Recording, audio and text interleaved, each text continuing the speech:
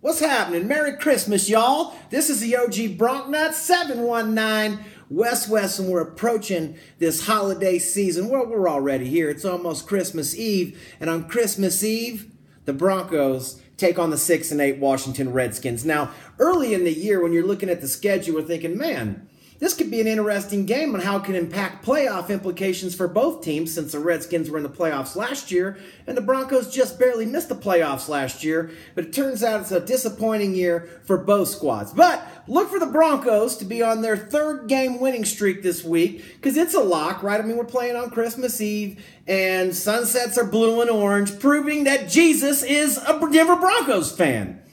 Now, what I want to say is a message to our defense. Let's don't beat up Kirk Cousins too bad this weekend, because I know we're hungry and I know we want to get after him, but there's a chance he's going to be wearing the blue and orange next year. Now, who knows? A lot of things can happen in the draft, free agency, but he's definitely somebody that we've heard rumors that is on the Broncos' radar. So, I mean, let's bust him up and get him on the ground. Let's just make sure he leaves the stadium with all of his appendages attached. To tell you the truth, I'm just looking for a clean game. No pre-snap penalties. Let's see if we can get a field goal or a punt team or a kickoff team onto the field without calling a timeout. Let's see if we can get in and out of the huddle without calling a timeout. I mean, let's just look professional, like a professional football team, and give our best effort going here into the last two games of the season. Our quarterback situation, I mean, we still don't know who it is this week, right? Like, put another quarter in the merry-go-round. I mean, if it's not Trevor, it's Paxton, it's Brock.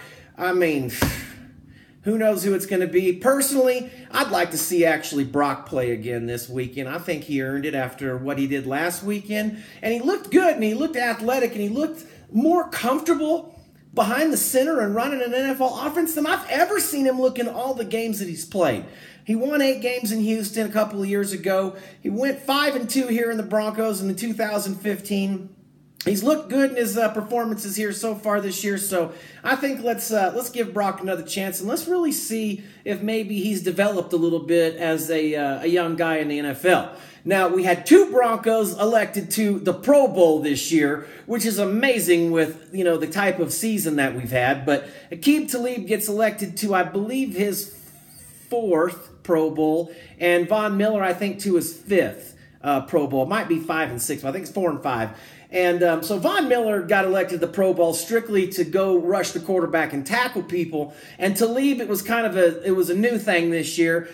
It was, you know, he got elected for being a corner, obviously, because he's damn good at that, but he's also the best gold chain snatcher in the whole league. So they needed him there as a designated gold chain snatcher. Now, if you're playing in the Pro Bowl this week, please don't wear any gold chains. I mean, Talib's got a problem. He's got a fetish with gold. He'd rip it off your neck, and we stacking gold up high here in the Rocky Mountains. I'll tell you who wasn't invited to the Pro Bowl: Demaryius Thomas, right? Secret Demaryius. Most number 1 wide receivers that are getting paid top 5, top 10 money, they're in the Pro Bowl every single year. Where are you? Finish up strong, Broncos. This is the OG Bronknuts 719 West. Our fans need something to look forward to going in this last game when we're going to beat that ass with these Kansas City Chiefs coming here. Now, it may not mean nothing to us, and it may not mean nothing to the Chiefs as far as playoff implications or divisions or wild card.